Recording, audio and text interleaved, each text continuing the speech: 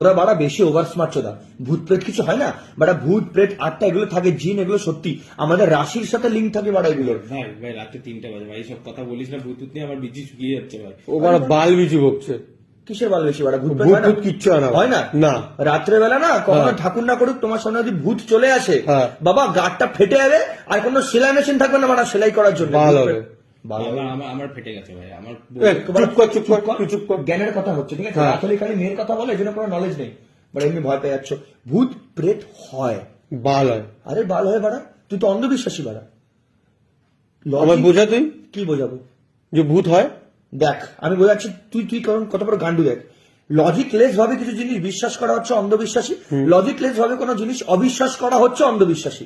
ঠিক আছে? তো তুমি জানো না তুমি ভূত কেন মানো না? ভূত কেন ওসব মানো আমি না? বুঝি না, ভূত হয় না। ওদের পাড়া। তাহলে এবার আমরা মরলে কোথায় যাই? গাধার গাড়ি।